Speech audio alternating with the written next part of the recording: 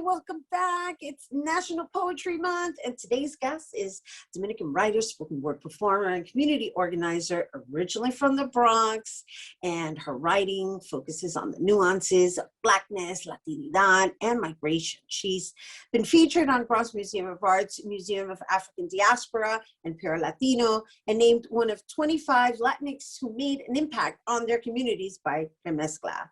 Today, she joins us to tell us more. Please welcome Danyeli Rodriguez Del Orbe.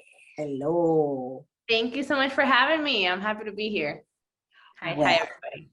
Hi, honey. Let's open up by saying, I introduced you as this Bronx girl, but let's just introduce everybody to the current situation, which is that you live in LA. And your whole journey, which I'm looking forward to hearing from you, has been coming from this lens of being undocumented, right? And you're documented now. But let's talk about that and how that's fed your work and led you to where you are now. I mean, I grew up in the Bronx in the era of stop and frisk, right? I was a teenager in the era of stop and frisk. So I saw a lot of like police presence in my community. I grew up in University Heights, shout out to West Bronx. So I grew up in the Bronx when I was 8 years old, since I migrated from Dominican Republic, and growing up undocumented in the Bronx was not something uncommon. I feel like a lot of the community in the Bronx was also undocumented, for the most part. Dominicans, Afro-Caribbeans, Afro-Puerto Ricans overall, Black Americans, and then here and there you see like a splatter of like the Mexican community here and there. But for the most part, I grew up in like a hub or a bubble of Dominicanidad. So I was never, I never had to look at my identity outside of what my Dominicanidad offered me. But I transitioned, or I moved to LA after getting my papers in 2015, I believe. I ended up moving to LA 2018, and it was a very big culture shock, right? I was this like Black Latina in LA, which was, it's like an anomaly here. Oh, I know. Been there, done that. Been there, done that. So Afro-Caribeños, totally are not like a dominant population here. So I moved here with no community, and it felt very, very lonely. To this day, I feel like I don't have like a big community of Dominicans in LA. But this year has shown me a lot of like, there's really no place like New York. Like there's no place in New York, there's no place like the Bronx. And it took me leaving for me to see that my community, my day ones are in New York, are in the Bronx. Even though LA has offered me so many opportunities for my art, for my writing. This is where I have learned and connected with other poets. This is where like I have performed at universities for the first time. LA has really like fostered and harvested my artistry. Right. And my voice was the expansion of your artistry is what you're saying. Right. Exactly. Into audiences that now you're being introduced to different audiences rather than, living in the bubble of the Bronx. And audiences as well that are thirsty for this work, that are hungry for this work, right? That are hungry to see a different narrative and to hear about Black migrants and to hear about like Black Caribeños who have been undocumented. So, LA and California has opened a lot of doors for me. But I always kind of like go back to like my homesickness of the Bronx, right? And that's still the place that I call home. Yeah.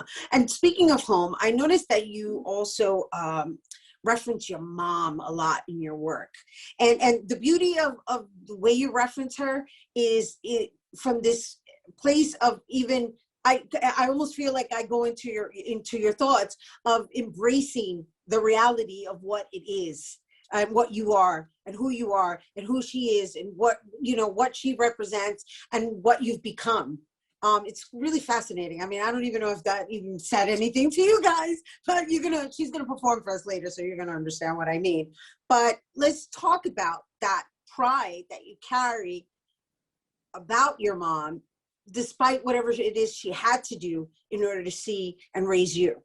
Yeah. So, I mean, it's no secret that my mom raised me a single mother, a single parent. I grew up in a single parent household all around, with my aunt, Dina, and my godmother, Nia, who like, they all collectively raised me and raised each other's children, right? As single mothers. So my mom had a really big part in like me finding my voice, and finding a voice for her struggles as well, right? You know, a lot of the times our parents operate within a place of survival, and that's the way that they lead their lives. So, you know, here I go, the 1.5 generation, right? A young migrant kid who like found her voice, and also is now confident enough to tell the stories of like those that came before her, who might not even feel comfortable with sharing their own voice. So I tell these stories for my mom and about my mom, in order to create awareness that like, even though we are not our parents, they sacrifice a lot, you know, to bring us here, to raise us here, especially raise me in the Bronx during the era stop and frisk, with like crime, you know, at its peak, and like police brutality everywhere. And like my mom, you know, took a lot of care and was very intentional about the kind of upbringing that she offered me. And now I get to share those stories and share anecdotes about like where I come from, who I come from, and why I came to be because of who I come from, right? So like, shout out to mommy, who a very immigrant parent of hers has no idea what I do. She'll clap for me, but she's like, what do you mean poetry? Aren't you going to law school? So shout out to all the immigrant parents who like show up even when they don't really understand what we do. I love that. It's what it is. Beautiful. That's beautiful. Bueno, gracias, Danyeli. She's going to actually share it in poetic form when we come back. So you guys don't go anywhere because we do have to take a quick break. Thank you for sharing all of that with us, Danyeli. And when we come back, she's going to perform actually a poem of resistance for mommy when we return.